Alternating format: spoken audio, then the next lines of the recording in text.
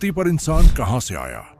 अगर आपको भी बचपन से ये बताया गया है कि इंसान पहले बंदर थे और बंदर ही बाद में इंसान बन गए, तो जरा ठहरिए, क्या सच में ऐसा था, या हमें बस अधूरी कहानी सुनाई गई, जबकि सच्चाई कुछ और ही है?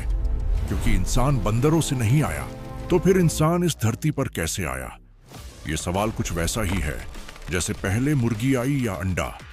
अगर कहो अंडा पहले आया, तो बिना मुर्गी के वो आया कैसे? और अगर कहो मुर्गी पहले आई, तो बिना अंडे के वो पैदा कैसे हुई? अब जरा सोचिए, यही सवाल इंसान पर लगाएं। आप कहते हैं मैं अपने माता पिता से जन्मा, लेकिन आपके माता पिता कहां से आए? उनके भी माता पिता थे, और इसी तरह यह सिलसिला चलता चला गया। तो सवाल यह है कि इस सिलसिले की पहली कड़ी कौन थी? क्या वो कोई पुरुष था या महिला? और अगर दोनों की जरूरत बच्चे के जन्म में होती है, तो पहले इंसान की शुरुआत आखिर हुई कैसे? तो इस सवाल का जवाब जानने के लिए हमें समय की टाइम मशीन में बैठकर करीब 6.6 करोड़ साल पीछे जाना होगा, जब इस धरती पर इंसानों का नामो निशान नहीं था और यहाँ सिर्फ और सिर्फ बड़े बड़े खूंखार विशालकाय डायनासोर का राज्य था।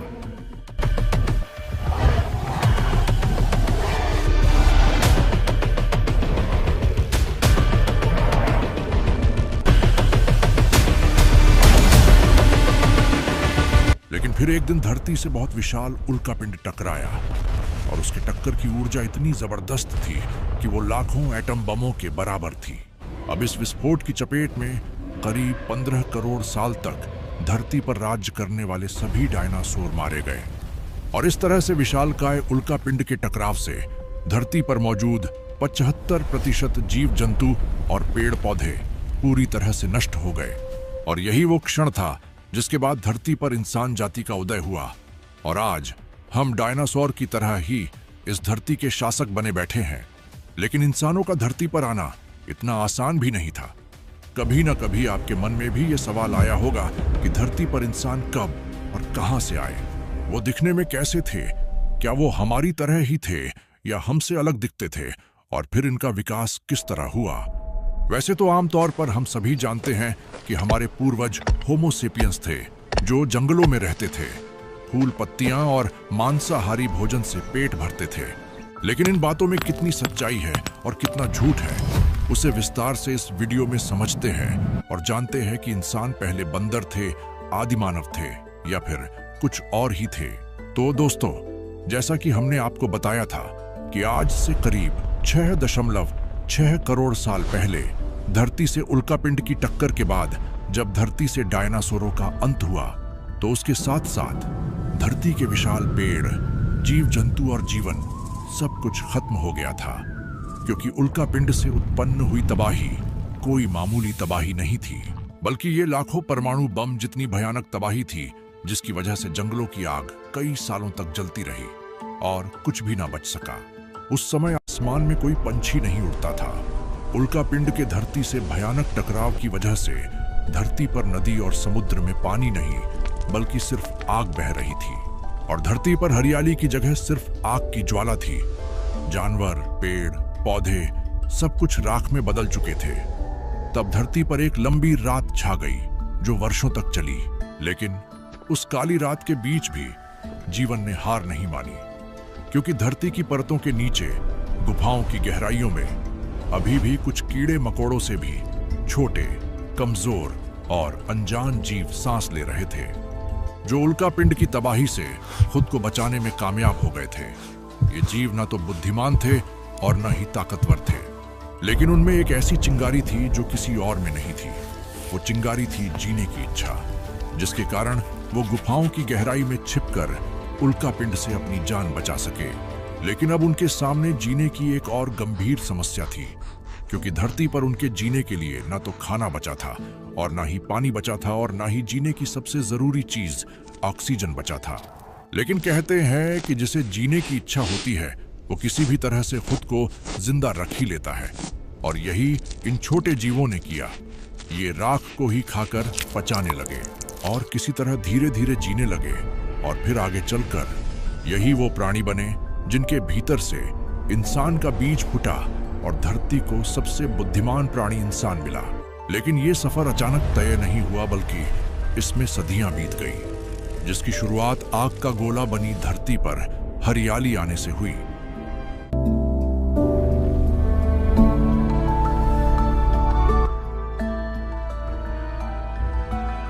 दोस्तों, इंसान के धरती पर आने की कहानी अब उस मोड़ पर पहुंच चुकी है जहां मौत की राख से जीवन की एक नई जादुई लहर उठती है। यह इतना शानदार और जादुई लगता है जैसे किसी अदृश्य शक्ति ने खुद ब्रश उठाकर धरती को फिर से रंगना शुरू कर दिया हो। आज से लगभग 65 मिलियन साल पहले पेलियोजीन काल में सदियों के सन्नाटे के बाद धीरे धीरे वक्त बीता और मौसम बदले। धरती की आग फिर से धीरे धीरे कम होनी शुरू हुई और आसमान साफ होने लगा। धूल छंटती है, सूरज की पहली किरण धरती पर पड़ती है और जैसे किसी जादूगर ने छड़ी घुमाई हो, जीवन फिर से जाग उठता है। कई सदियों के बाद आसमान साफ होने से धरती पर पानी की बूंदें बारिश बनकर गिरती हैं।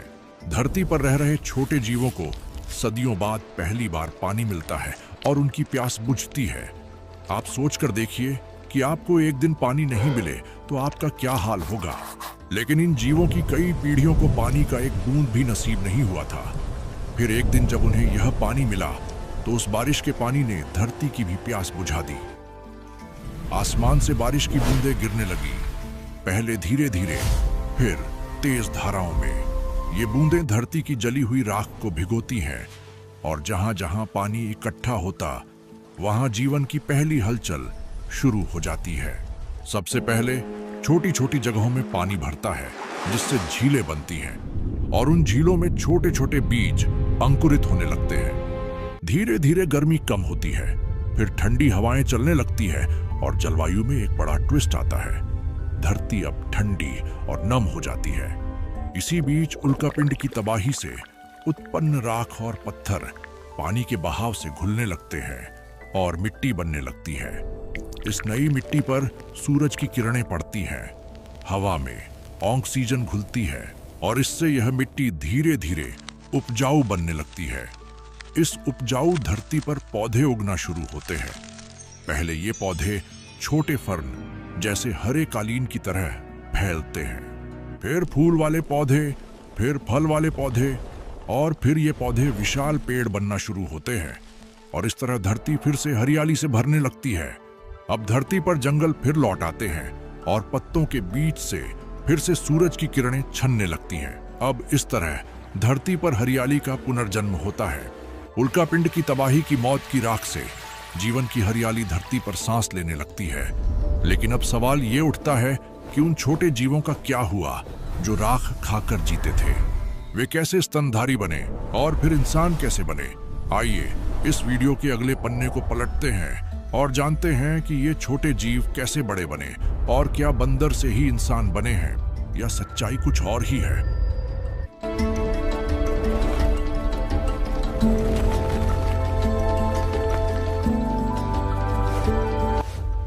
पानी, हवा और सूरज की किरणें आने से जब धरती पर हरियाली लौट आई तो मौत के डर से बिलों और गुफाओं में छिपे हमारे छोटे छोटे पूर्वज जीव, वही जो राख खाकर जीते थे, वो भी बाहर निकले। लेकिन जब वो बाहर निकले तो वो अब छोटे कीड़े मकोड़े नहीं थे, बल्कि पहले से ही वे स्तनधारी बन चुके थे। पीढ़ियां बदलते बदलते ये जीव अब चूहे, छुछुंदर, छिपकली, सांप और बिल्ली जैसे रूपों में ढल चुके थे। ये अब राख नहीं, बल्कि कीड़े और अपने से छोटे जीवों को खाकर जिंदा रहने लगे थे। इसी को आज हम स्क्रिबलर कहते हैं।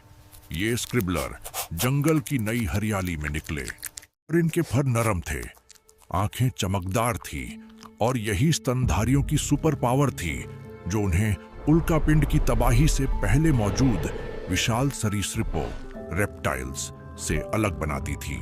ये स्क्रिबलर कीड़े पकड़ते थे, लेकिन अब उन्होंने नए पौधों के फल भी चखना शुरू कर दिया था। धरती के दोबारा विकास की यह जादूगरी आज से 65 मिलियन साल पहले शुरू हुई थी। ये स्तनधारी धीरे धीरे पीढ़ी दर पीढ़ी बदलते गए और फिर उन्होंने उड़ना और पानी में तैरना भी सीख लिया। ये छोटे स्तनधारी धीरे धीरे अनगिनत रूपों में ढलने लगे। कुछ तैरना सीख गए जो बाद में व्हेल और डॉल्फिन बने, कुछ उड़ना सीख गए जो बाद में चमगादड़ और पक्षी बने, कुछ पेड़ों पर चढ़ने लगे जो प्राइमेट्स बने, और कुछ जमीन पर चलकर हाथी, घोड़े, शेर, भालू और बाघ में बदल गए। जी हाँ, उसी एक नन्हे स्क्रिबलर से ये पूरा साम्राज्य खड़ा हुआ। लेकिन ये सब अचानक नहीं हुआ। आज से लगभग 55 मिलियन साल पहले अफ्रीका और एशिया के घने जंगलों में सबसे पहले प्राइमेट्स यानी हमारे बहुत पुराने पूर्वज पैदा हुए। ये पेड़ों पर रहते थे, फल खाते थे, झूलते थे और छलांग लगाते थे। इनमें से कुछ को आज हम लेमर्स और टार्सियर के रूप में जानते हैं। फिर 20 मिलियन साल पहले खासकर मायोसीन, प्लायोसीन और प्लाइस्टोसीन युगों में पृथ्वी पर स्तनधारियों का विकास और विविधीकरण तेजी से हुआ। इस दौरान जलवायु परिवर्तन, महाद्वीपीय बहाव और पर्यावरणीय बदलावों ने हजारों नई प्रजातियों को जन्म दिया।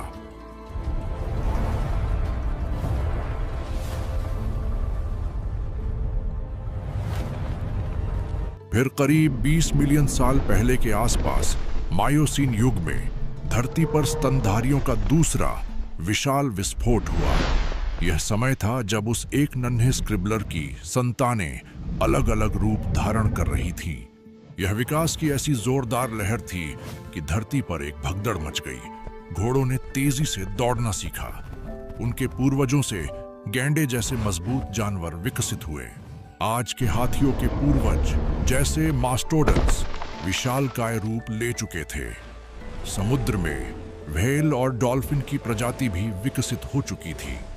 शिकारी परिवारों जैसे कुत्ते, बिल्लियां, भालू और हाइना का उदय भी इस क्रम में हुआ। इन्हीं में से सेबर टूथ्ड कैट्स जैसे खूंखार शिकारी पैदा हुए और सबसे विशाल इंड्रिकोटेरियम भी पनपे जो हाथी से भी कई गुना बड़े थे। हालांकि अब ये धरती से विलुप्त हो चुके हैं। इस तरह अफ्रीका और एशिया के जंगलों से लेकर घास के मैदानों तक स्तनधारियों की लगभग 4000 से ज्यादा प्रजातियां विकसित हुई, जो आज की जैव विविधता की नींव है। लेकिन इस विशाल दौड़ में सबसे खास थी एक छोटी सी शाखा, बंदरों जैसे प्राइमेट्स। करीब 20 मिलियन साल पहले अफ्रीका में ये प्राइमेट्स विकसित हुए। इनके पास हाथों से चीजों को कसकर पकड़ने की क्षमता थी और सबसे महत्वपूर्ण, इनके पास थोड़ा समझने की एक अलग शक्ति भी थी। जी हाँ, यहीं से दिमाग का असली विकास शुरू हो गया था। ये अपनी इसी समझदारी के कारण छोटे झुंडों में रहते थे, पेड़ों से कूदते थे और फलों को छील कर खाते थे। धीरे धीरे ये प्राइमेट्स 2 बड़े समूहों में बट गए, न्यू वर्ल्ड मंकीज दक्षिण अमेरिका और ओल्ड वर्ल्ड मंकीज अफ्रीका और एशिया। लेकिन इन सभी विकासों के दौरान किसी को कानो कान ये खबर नहीं थी कि धरती के असली राजा यानी इंसानों का विकास अब भी बाकी है। इन 4000 प्रजातियों में से सबसे खास थी बंदरों की एक नई प्रजाति, एप्स यानी वानर। इनके दांत बड़े और जबड़े मजबूत थे और इनका दिमाग बंदरों से भी बड़ा था। ये पेड़ों पर ही रहते थे, लेकिन पेड़ों पर भी सीधा चलने की कोशिश करते थे। फिर इन्हीं वानरों की कई शाखाएं बनी, गिब्बन, ओरंगुटान, गोरिल्ला और चिंपैंजी। और वानरों के विकास की कड़ी में सबसे अंत में आए होमिनिन्स यानी इंसानों की शाखा। इसी शाखा से धरती पर सबसे ज्यादा विकास हुआ। यहीं से मानव जीवन की शुरुआत भी हुई, जिसके आने से धरती की बनावट ही बदल गई। लेकिन इंसानों का विकास, जैसा कि हमने देखा, एक और विनाश से शुरू हुआ।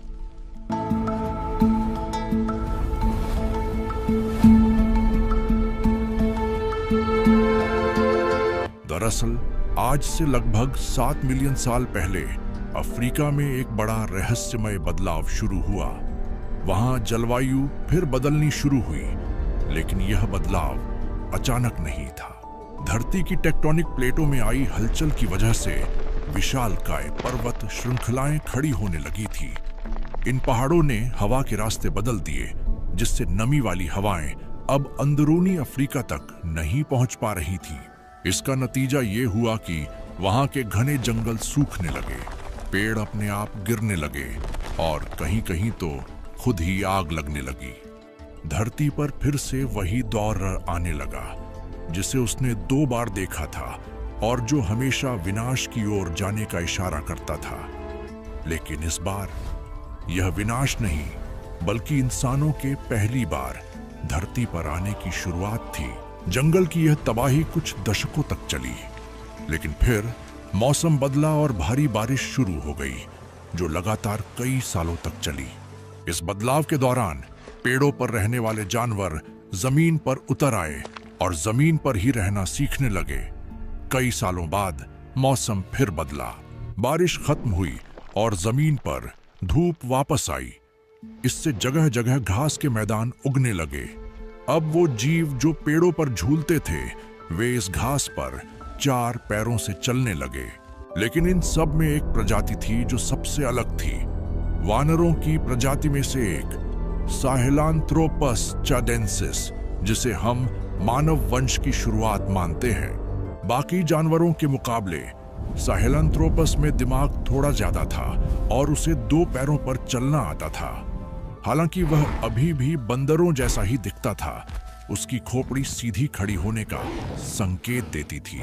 और फिर वह पल आया जब ये पहली बार अकेले 2 पैरों पर जमीन पर थोड़ा झुककर चला। और यही वह पल था जब प्रकृति ने उसे इंसान बनने की दिशा में अपना पहला कदम उठाने दिया। तो इस कहानी को सुनकर आपको अभी तक यही समझ आया होगा कि बंदर ही इंसानों के पूर्वज थे। लेकिन इतनी जल्दी किसी भी बात को मानना सही नहीं है, क्योंकि इसके बारे में हमारे वैज्ञानिकों की एक अलग राय है। एक राय जो उन्होंने अपने दशकों के अविश्वसनीय खोजों से प्राप्त की है।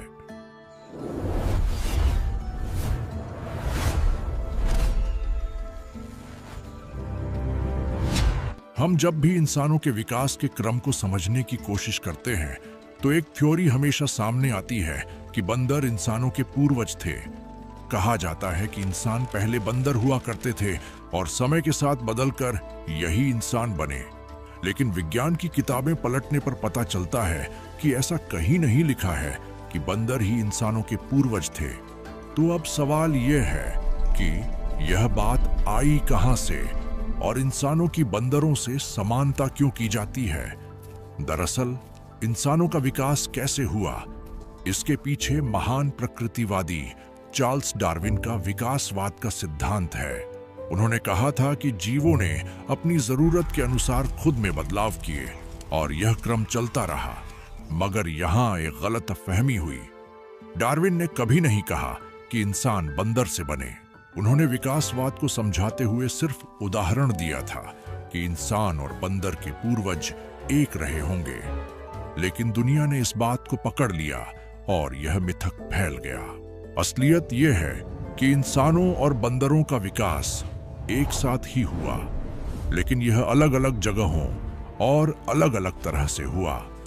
यही कारण है कि हम दोनों में समानताएं भी हैं और कई भिन्नताएं भी हैं।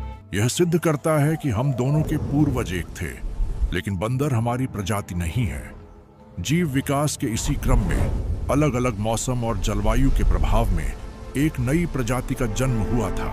यह घटना लगभग 4 मिलियन साल पहले अफ्रीका के पूर्वी हिस्से इथियोपिया और तंजानिया के जंगलों में हुई। यह वह प्रजाति थी जिसे ऑस्ट्रालोपाइथेक्स अफारेंसिस कहा गया। इस प्रजाति का मिलना भी किसी फिल्मी एक्शन सीन से कम नहीं था। दरअसल 24 नवंबर 1974 का दिन था। चिलचिलाती धूप में इथियोपिया के हाडार क्षेत्र में अमेरिकी मानवशास्त्री डोनाल्ड जोहानसन और टॉम ग्रे की टीम बड़ी बेचैनी से कुछ खोज रही थी। वे फावड़ा, बेलचा और मशीन की मदद से जमीन खोद चुके थे। तभी उनका एक असिस्टेंट जोर से चिल्लाया, सर, जल्दी इधर आइए। डोनाल्ड, जो अपनी चाय पी रहे थे, वह टेबल पर ही छोड़कर कैंप से भागते हुए अपने असिस्टेंट के पास गए। उन्होंने वहां जो देखा उसे देखकर उनके होश उड़ गए। उन्हें रेत और मिट्टी के बीच कंकाल के कुछ हिस्से मिले, हाथ, पैर, पसलियां और खोपड़ी का टुकड़ा। वे तुरंत उसे कैंप लैब में ले गए। कई दिनों तक दिन रात रिसर्च करने के बाद वैज्ञानिकों को पता चला कि यह जीवाश्म का ढांचा लगभग 3.2 मिलियन साल पुराना है। इसमें एक महिला का लगभग 40% कंकाल शामिल है। इसमें सबसे चौंकाने वाली बात यह थी कि इस जीव के कूल्हे और पैर की हड्डियां मुड़ी हुई थी। इससे पता चला कि वह 2 पैरों पर सीधे खड़ी होकर चल सकती थी, लेकिन उसकी भुजाएं लंबी थीं और उंगलियां मुड़ी हुई, जिसका मतलब था कि वह अभी भी तेजी से पेड़ों पर भी चढ़ सकती थी। ये किसी आम बंदर का ढांचा नहीं था। यह वह जीव था जो न पूरी तरह से बंदर था और न ही पूरी तरह से इंसान, बल्कि ये उन दोनों का संगम था। तब उन्होंने उस जीवाश्म का नाम रखा लूसी। लूसी का नाम बीटल्स के मशहूर गाने Lucy in the sky with diamonds से रखा गया, जो उस समय खोज स्थल पर बज रहा था। लूसी की प्रजाति ने ही बंदरों और इंसानों के बीच की लापता कड़ी, मिसिंग लिंक, को जोड़ा। इसने बताया कि बंदर हमारी प्रजाति नहीं है, बल्कि लूसी और बंदर की प्रजाति से इंसान की प्रजाति सिर्फ मिलती जुलती है। लूसी वह थी जो बंदर की तरह पेड़ों पर चढ़ती थी और इंसानों की तरह सीधी चलती थी, लेकिन इंसान की असली सुपर पावर थी खोज करने की क्षमता और सोचने की शक्ति। अब कहानी यहीं से और दिलचस्प हो जाती है। लूसी की खोज ने हमें दिखाया कि इंसान का सफर कोई सीधी रेखा नहीं था, बल्कि यह एक जटिल, टेढ़ी मेढ़ी पारिवारिक ट्री थी। कुछ शाखाएं समय के साथ खत्म हो गई और कुछ आगे बढ़ती चली गई। लूसी उसी पेड़ की एक बहुत अहम शाखा थी। कुछ शाखाएं समय के साथ खत्म हो गई और कुछ आगे बढ़ती चली गई। लूसी उसी पेड़ की एक बहुत अहम शाखा थी। लूसी की शाखा से ही लगभग 7 लाख साल पहले होमो हाइडेलबर्गेंसिस जैसी प्रजातियां आई, जो होमो इरेक्टस से विकसित हुई, और यही प्रजाति आगे चलकर आधुनिक इंसान बनी। लूसी के मिलने के बाद वैज्ञानिकों का मनोबल बढ़ा और उन्होंने इंसान की पहली प्रजाति को खोजने का काम और तेजी से चालू कर दिया। समय बीतता गया और आखिरकार हमारे वैज्ञानिकों को वह मिल गया जिसकी हमें तलाश थी, होमो सेपियंस। इनके जीवाश्म अफ्रीका के मोरक्को की जेबेल इरहौद गुफाओं में मिले। रिसर्च के बाद पता चला कि ये लगभग 3 लाख साल पुराने हैं और ये इंसानों के सबसे पहले पूर्वज हैं, जो 70% हमारे जैसे ही दिखते थे। लेकिन जो बात उन्हें खास बनाती थी वह थी उनके दिमाग की ताकत। उनका दिमाग 1300 से 1400 क्यूबिक सेंटीमीटर का था, और यह सिर्फ बड़ा ही नहीं बल्कि रचनात्मक भी था।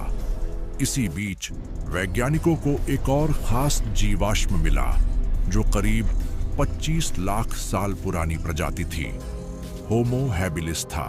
होमो हैबिलिस का मतलब है हैंडमैन, यानी औजार बनाने वाला मनुष्य।